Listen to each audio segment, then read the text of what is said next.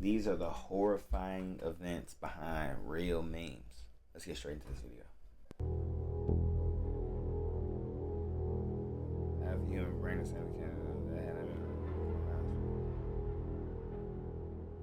The "Oh that's real nice" meme comes from an episode of the cartoon SpongeBob SquarePants, where Martin, a side character in the show, looks into a toilet bowl only to find a realistic-looking SpongeBob floating inside. The moment itself tied into the overall plot of that episode, but the meme that came out of it was meant to contrast someone doing an ordinary task like going to the toilet or clocking in at work with an unusual or disturbing discovery. And while most of the posts mentioned completely fictional events, a few instances of the meme format referenced real events that actually happened. This particular incident took place at the Bethlehem wastewater treatment plant on January 7, 2000.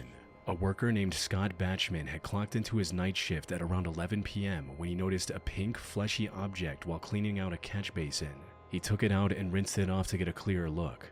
However, nothing could have prepared him for what that object turned out to be. Scott was holding one half of a human brain in his hand. It was a bit difficult to identify, but Scott's past work experience at a coroner's office allowed him to confirm that it was real and not a prop. He immediately contacted the authorities and handed it over to them. This discovery happened on a Friday night, so a proper analysis didn't happen until Monday. However, according to initial reports, the brain looked like it was fresh and had not been in the sewer system for very long. The situation became worse when it was sent over to a DNA lab for testing, which confirmed that it belonged to a person.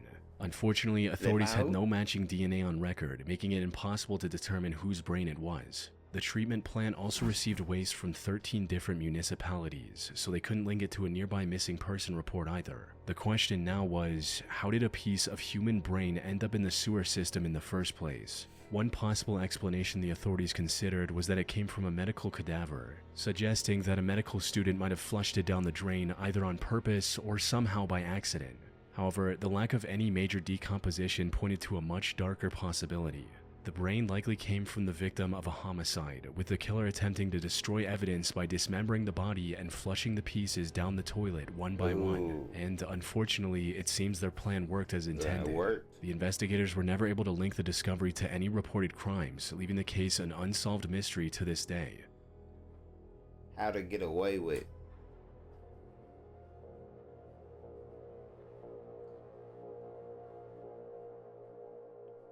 The traumatized Mr. Incredible meme depicts a normal-looking Mr. Incredible next to a haunting, uncanny version of him.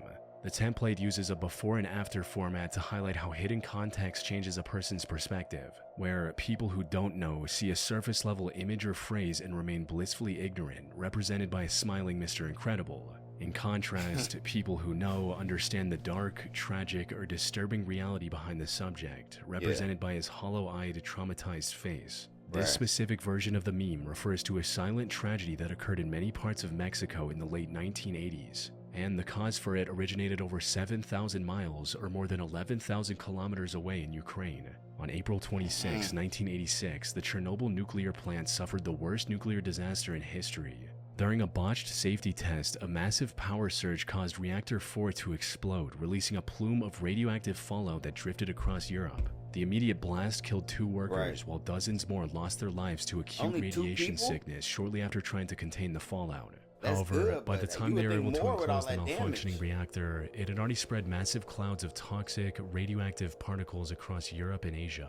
Mexico, in theory, should have been far enough from the disaster site to stay unaffected. In reality, government corruption and greed turned it into a problem that ordinary Mexicans were forced to live with in their day-to-day lives. You see, radioactive particles from the Chernobyl meltdown contaminated crops and livestock across Europe and Asia, making a significant portion of their food unsafe for consumption.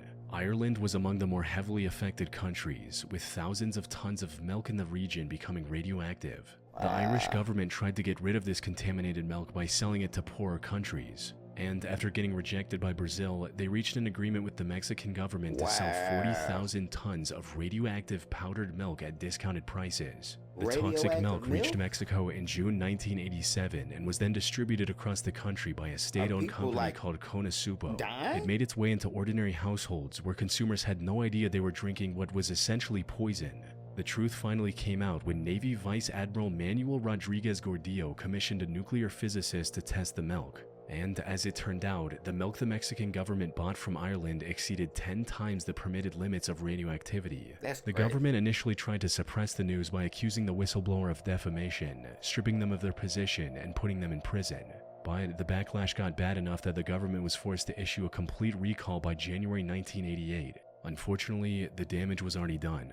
Over the following decade, the number of children suffering from cancer skyrocketed drastically. Wow. Many endured life-altering deformities, while countless others lost their lives because of it. Even those who survived the initial radiation poisoning now face a higher risk of developing cancer later in life. Right. Just put the whole country To me, up. it seems like January always starts the same way. New resolutions, Sold new people's health for projects, some and money. a packed schedule right out the gate. Oh, whoa, It can feel like this. I know what this is. Yeah. Let's get into this video. Ski.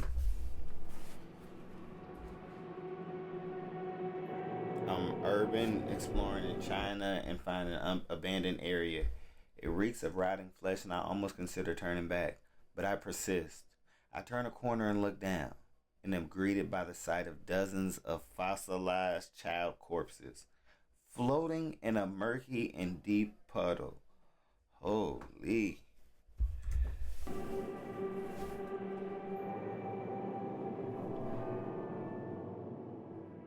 The deeply unsettling Mr. Incredible meme illustrates a person's reaction to discovering something truly horrifying. The template is often paired with a caption highlighting disturbing events or shocking facts, and this particular use of it is no different. It summarizes the horrific sight a Chinese explorer named the Beanbag Adventures uncovered in February 2022. Beanbag's content on Douyin, which is the Chinese version of TikTok, revolved around him exploring abandoned buildings and showcasing any interesting finds. However, one of these adventures spiraled into a nightmare his viewers could have never imagined. The video started with him entering an abandoned hospital or lab of some kind. It was extremely run down and appeared to have been vacant for over a decade, if not more. Broken furniture, torn clothes, and glass jars were everywhere. But what really caught Beanbag's attention weren't these items. He was more drawn to the overpowering smell that was filling the whole building. Curious, he decided to find its source. He followed the paths where the smell grew stronger and eventually reached a strange, dilapidated room with a pool in the middle of it. He looked inside the pool and before showing it to his viewers claimed that it was filled with movie props. The pool was filled with what looked like the remains of dozens of children floating in a mysterious liquid. He spent barely a minute inside this room before the smell became too unbearable and he had to run out gagging for air. The horrifying sight left most of his viewers in shock, with many also trying to figure out if any of it was real. But for now, many accepted his movie prop explanation and didn't question it further, especially since the alternative was far too gruesome for most to even contemplate. A lot of the remains also showed few signs of decomposition, making it easier to buy into the prop theory. However, the possibility of these remains being real became impossible to ignore when Beanbag returned to the same location 10 months later. This time, he decided to explore the rest of the building before going back to the pool room. Unfortunately, the other locations proved to be just as disturbing. I can't show most of this on YouTube, but he discovered rooms full of extremely realistic human skeletons, children's toys and masks, and a few glass jars with what looked like human fetuses stored inside them. Oh no. Things somehow got even worse when he returned to the pool room and found things that weren't there before, like glass jars and children's clothes on the ground, and most unsettling, a blue tarp partially covering the pool. This showed that someone else had been in that room in the last 10 months. But that wasn't even the worst part. The most disturbing part of Beanbag's second visit came when he pointed his camera at the pool. It not only contained more remains than before, but many of the previous ones were also noticeably more decomposed than last time, disproving his movie prop claim. Though, given what people now know about the situation, it seemed he called them movie props just so he could feign ignorance in case he ever got into trouble. It also helped in keeping the videos from getting removed from the platform. Put simply, Beanbag and now most of his audience suspected that this room was a part of an illegal organ harvesting operation known as a corpse factory. You see, China has one of the lowest organ donor rates in the world due to cultural reasons. Yet, despite this limitation, the process of actually getting an organ for a transplant is relatively easy as long as you have the money. That's because most of these organs are said to come from China's massive black market, where merchants illegally abduct victims to meet the demand. Some reports also claim that the Chinese government is somehow involved in this operation as well, with it allegedly harvesting from minority prisoners that aren't even on death row. Even if the government wasn't involved, Beanbag was putting a target on himself by possibly exposing such a large-scale criminal operation. So acting clueless was his best bet. But even then, his safety wasn't guaranteed. Fans were worried about his well-being. This concern became even more substantial when Beanbag's Douyin account got terminated out of nowhere shortly after posting the second video.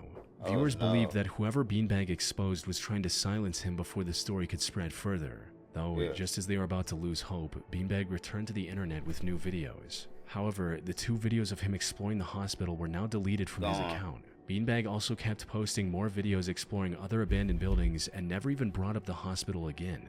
If someone was trying to silence him, wouldn't it be easier to make him disappear, or at the very least keep him off the internet forever? So, what's going on here? Well, the internet has come up with many theories trying to solve this very question, but nearly all of them contain contradictions or details that don't align with the known facts. The most popular of these theories is that the room was used to discard victims after harvesting their organs. But here's the thing, if someone was actually running a massive criminal operation, wouldn't it be much safer for them to hide the evidence in mass graves or use industrial incinerators to cremate the remains? Especially if the Chinese government was involved, as many suspect. As for his account getting temporarily banned, that could be explained by Douyin simply taking it down due to the excessive gore his videos showed, which is also why he was allowed to return after deleting those videos. Alternatively, some also believe that this room was the trophy room of sorts for a serial killer. But the sheer number of victims makes that highly unlikely, even if it was a group of multiple killers. Then there's also the possibility that Beanbag faked the whole thing to go viral, or that it was an art project of sorts. And while he wouldn't be the first one to try something like this, the remains in the pool were way too real to be fabrications. Beanbag would also have to spend tens, if not hundreds of thousands of dollars to commission such a large quantity of props for both videos, all without getting any real return on his investment. So the remains were most likely real. Unfortunately, there's no way for us to determine how they got there. Beanbag stopped uploading in April 2024 and hasn't returned to the internet since. He also never shared the location of the building, so no one else can investigate it either. And as far as I was able to find, the authorities never looked into this, leaving this whole thing unsolved, possibly forever. Certainly.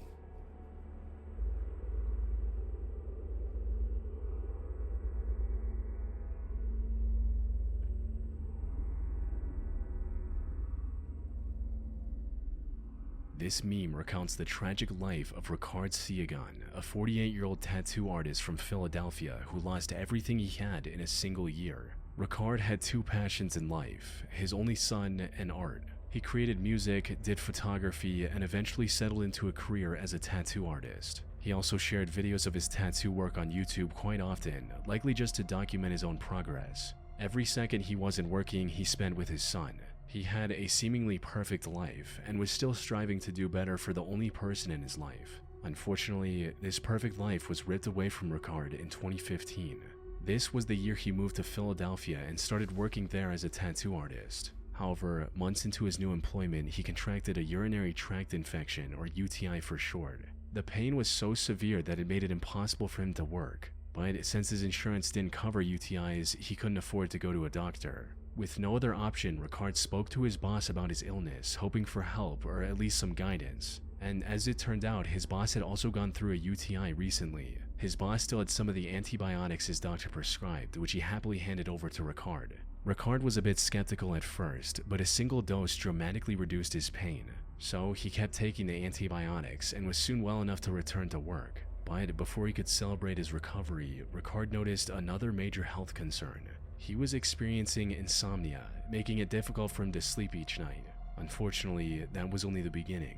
The insomnia was getting worse with each passing day. 4 months in, and it became severe enough to prevent him from sleeping altogether. None of the treatments he tried worked, and he was rapidly running out of options. So, in January 2016, he uploaded a video asking for the internet's help, titled, "Che Fatal Insomnia Neurotoxin Induce, CNS Seeking Neuroscience Hospital Support or Stem Cell Hope," where he went over all the disturbing details of his condition. My brain also looking forward to sleep, but the activity of the brain is never calmed down. It's been 4 months since my brain is active. It just won't shut down. It never want to go down. And when my body asks my brain that I need to rest and sleep, there's no connection, but there is a feedback. There is a really painful feedback, physical feedback, and neuron feedback. Ricard explained his condition as fatal familial insomnia, a devastating neurological disorder that essentially locks the brain in a state of permanent wakefulness. It's caused by a genetic mutation that targets the thalamus, the section of the brain responsible for transitioning the mind from consciousness into sleep. What made the already terrible situation even more tragic was that he was also separated from his son. He had to return to Indonesia due to his mother's hospitalization, but the insomnia now left him bedridden, unable to fly back to his son in Philadelphia. Ricard still wanted to do everything in his power to survive for his son, but the constant unbearable pain was also sapping away his will to live. I need life. I have my sons in Philadelphia now. I left him. I have no choice. Because I don't want to leave him. I need life. I need to survive. Just can't sleep at all. I don't want to lose him. It's been months. From there, Ricard kept posting updates on his condition and even shows what happens anytime he tried to sleep. But here's the thing, Ricard wasn't suffering from fatal familial insomnia because that disease is genetic. It's not something someone can just contract out of nowhere, and no one in his family had this prior to him. Instead, Ricard's neurological issues were the side effects of ciprofloxacin, the antibiotic Ricard took from his boss for his UTI. Ciprofloxacin falls under a type of drug known as fluoroquinolones, and they are incredibly dangerous. Taking them without proper precaution can cause total neurological degradation. Unfortunately, even after knowing what it was, Ricard couldn't do anything, and his condition was getting worse with each passing day. He was starting to get delirious and began posting rants that made little sense. Conspiracy theory has never been a theory. It's a practice. So the world that created by the system. He's gone. Without sleep, the cells in his body were also starting to die, leaving him even more immobilized than before. He received some hope from a doctor in Beijing who offered a cutting-edge procedure that had previously worked for one patient. However, the procedure's cost was beyond what Ricard could afford. And while he did set up a fundraiser, the donations never reached the required amount. And after struggling with his condition for over a year, Ricard sadly passed away on the 6th of December 2016 in Indonesia. Dang. That's crazy. He is disturbing. The traumatized Mr. Incredible in this instance is a reference to the death of Isaiah Fitzgerald, an 18-year-old teen from Missouri who lost everything due to an internet argument. The incident happened on April 25th, 2023, when a guy named Tanner Watkins uploaded a new profile picture on Facebook with his girlfriend, to which Isaiah reacted with a laughing reaction. No. The two were friends on Facebook, but it's unclear how close they were. Regardless of their connection, Tanner did not take kindly to Isaiah's reaction and called him out in the post's comments. Their discussion quickly divulged into an argument and ended with the two agreeing to meet each other in person to settle things. The vast majority of internet arguments usually end here, with both sides moving on with their lives. However, both Tanner and Isaiah were serious about this confrontation. After agreeing on the spot and time, they met up at the Rotary Park in Sykeston, and unfortunately neither side was open to a discussion. As soon as they got close to each other, both opened fire from their cars. Isaiah was fatally shot seconds after the shootout started and passed away before help could arrive. The 18-year-old girl Isaiah brought with him also received life-threatening injuries. Fortunately, she managed to pull through after multiple surgeries. As for Tanner, he somehow managed to avoid conviction for the death of Isaiah, though he was eventually sentenced to 7 years in prison for an unrelated shooting in 2025. Oh, he was really moving different. He's sitting here laughing and joking. Tanner was not playing about Shorty. R.I.P. that man. What a lovely. I have to use this leaf the bottle. Smells like almonds.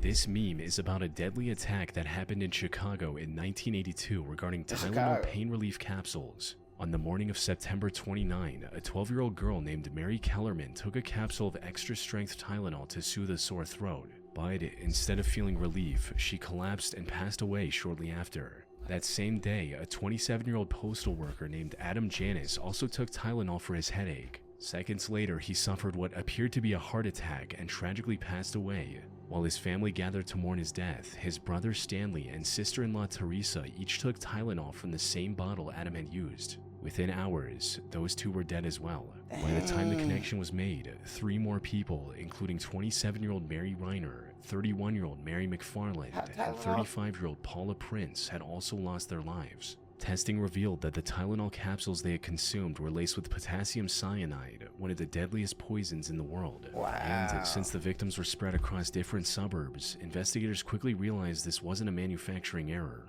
Someone had gone into local grocery stores and pharmacies, pulled bottles off the shelves, laced the capsules with poison, and put them back to be purchased by unsuspecting strangers. Investigators had no way of knowing how many other poison bottles were still on the shelf. So, in an unprecedented move, the makers of Tylenol, Johnson & Johnson, stepped forward. They issued a nationwide recall of approximately 31 million bottles, a value of over $100 million at the time. Authorities also urged the public not to take any Tylenol product, and for good reason. In the early 1980s, over-the-counter medicine was sold in simple bottles with easy-to-open caps. There were no plastic neck seals, no foil liners, and no tamper-evidence stickers. The realization that a complete stranger could turn a common household item into a weapon of mass murder changed this mindset overnight. In response to the tragedy, the FDA introduced stringent new regulations. Within 6 months, Tylenol returned to shelves in the first ever triple seal packaging. This included a glued outer box, a plastic wrap around the cap, and a foil seal over the mouth of the bottle. However, even this was not a perfect solution.